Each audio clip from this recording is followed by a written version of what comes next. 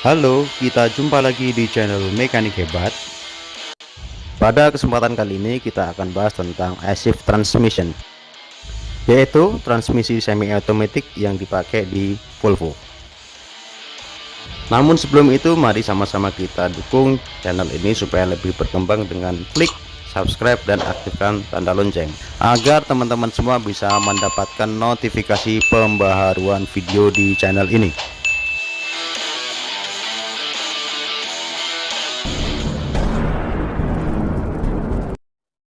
Secara umum, transmisi di Volvo dibagi menjadi tiga. Satu adalah manual transmisi yang ditandai dengan kode awal huruf VT. Dua, semi automatic, dan yang terakhir adalah fully automatic. Cara yang paling mudah untuk membedakannya, kalau dia fully automatic maka menggunakan torque converter dengan planetary gear set. Transmisi I-Shift itu masuk kategori semi automatic. Jadi sebenarnya transmisi I-Shift ini adalah transmisi manual yang sistem kontrolnya dimodifikasi sedemikian rupa sehingga mengurangi atau meminimalisir abuse yang dilakukan oleh operator atau driver. Oke, baik, kita akan lihat terlebih dahulu tentang I-Shift gear rasionya. Di bagian kiri ini kita bisa melihat perbandingan antara AT dengan ATO ya. Jadi AT ini adalah automatic transmission, tipe gearnya adalah direct drive, dan yang ATO adalah O nya adalah overdrive, jadi automatic transmission overdrive ya. Angka 25 menyatakan nilai maksimum torque yang mampu ditopang oleh transmisi tersebut. 12 adalah jumlah gigi maju dan C adalah versinya. Angka 1 sampai dengan 12 menunjukkan kecepatan maju, sementara R1 sampai dengan R4 menunjukkan variasi kecepatan mundur. Jadi transmisi ini memiliki 12 variasi kecepatan maju dan 4 variasi kecepatan mundur. Sementara itu angka 1 dan angka 0,78 pada kedua tipe transmisi tersebut menunjukkan rasio pada speed tertinggi. Angka 1 artinya direct drive atau putaran input sama dengan putaran output. Jika kurang dari 1 atau sebesar 0,78 artinya overdrive. Komponen utama di I-Shift adalah control housing, gear lever, clutch housing, main gearbox, range gear, dan retarder. I-Shift clutch stroke. Sama seperti pada umumnya clutch, di I-Shift juga terpasang mechanically clutch. Pergerakan mekanisme engine maupun disengine-nya dilakukan oleh clutch actuator. Clutch actuator adalah sejenis air cylinder yang diaktifkan secara elektronik pneumatik oleh sistem, sehingga driver tidak lagi perlu menginjak clutch. Hal ini bisa terjadi karena terdapat 4 buah solenoid valve yang mengatur pergerakan clutch, yaitu solenoid valve slow engine, solenoid valve fast engine, solenoid valve slow disengage, dan solenoid valve fast disengage. Keempat solenoid tadi akan mengatur besar kecilnya angin yang masuk ke silinder. Termasuk juga efek setengah clutch atau setengah kopling dapat dihasilkan dengan cara mengaktuasi solenoid slow engage dan slow disengage. I-Shift clutch position sensor. Clutch position sensor digunakan untuk membaca posisi pergerakan dari clutch actuator. Tipe dari sensor ini adalah Hall effect sensor atau dikenal dengan permanent magnetic linear contactless displacement. Artinya sensor yang telah memiliki medan magnet yang permanen, di mana perubahan nilai pembacaannya bersifat linear tanpa bersentuhan. Prinsip kerja dari sensor ini adalah membaca perubahan induksi elektromagnet yang dikonversi ke perubahan tegangan sehingga bisa dibaca oleh control unit. gear selector dan GECU. Melalui gear selector, driver dapat melakukan request yaitu reverse, neutral, automatic, dan manual. Kemudian untuk mode operasinya dapat dipilih apakah menggunakan economic atau performance. Sementara itu, tombol L digunakan untuk mengaktifkan mode limp home. Semua request tadi akan diteruskan menuju ke control unit T2 melalui data link D1939 untuk selanjutnya dievaluasi. ISIF solenoid valve. Solenoid valve ini terletak di dalam control ring dan berfungsi mengatur shifting gear. Solenoid valve ini mendapatkan aktuasi dari control unit T2 dan membuka angin ke masing-masing silinder. Fungsi dari solenoid valve tersebut adalah sebagai berikut: counter shaft brake, high splitter, reverse, low splitter, gear 1, gear 2, low range, gear 3, dan high range.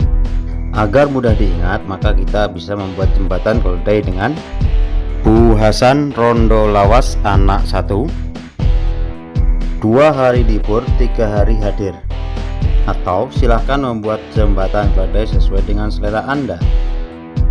Anak panah berwarna biru ini adalah angin standby dari air tank. Sebagai contoh, ketika solenoid low splitter diaktuasi oleh control unit, angin akan mendorong splitter silinder ke arah kanan. Begitupun sebaliknya, jika high splitter diaktuasi oleh control unit, maka angin akan mendorong splitter silinder ke arah kiri. Ketika sepasang solenoid valve ini diaktuasi, maka angin akan mendorong ke sisi silinder bagian kanan dan kiri, menyebabkan posisinya berada di tengah-tengah atau netral. Hal ini berlaku untuk semua solenoid valve kecuali counter shaft brake. Aktuasi solenoid akan mendorong silinder ke arah kiri, menyebabkan mekanisme disc and clutch-nya engage sehingga terjadi efek pengereman. Jika tekanan angin dihentikan, spring akan mengembalikan disc and clutch ke posisi awal. Artinya, komponen ini berfungsi untuk memperlambat putaran main shaft ketika perpindahan gigi. Hal ini dikarenakan ISIF menggunakan constant mesh. Dengan begitu, keausan yang berlebih dan juga noise dapat dikurangi, sehingga proses shifting gear dapat dilakukan dengan mudah. Susunan gear dan letak air silindernya adalah sebagai berikut. Gear reverse dan gear 1 adalah satu pasangan silinder. Gerakan air silinder baik itu ke kanan dan ke kiri akan diteruskan ke clutch constant mesh untuk melakukan shifting gear.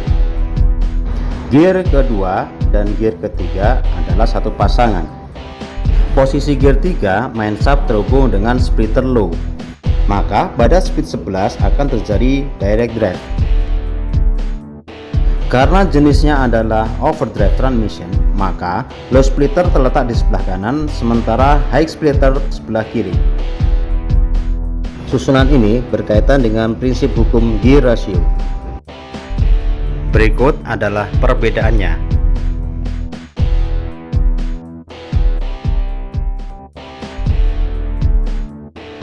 Power pad overdrive transmission. Speed 1, 2, 3, 4, 5, 6, 7, 8, 9, 10, 11 atau direct drive, 12 atau overdrive, reverse 1, reverse 2, reverse 3, reverse 4, neutral 1, dan neutral 2. Power pad direct drive transmission. Speed 1, 2, 3, 4, 5, 6,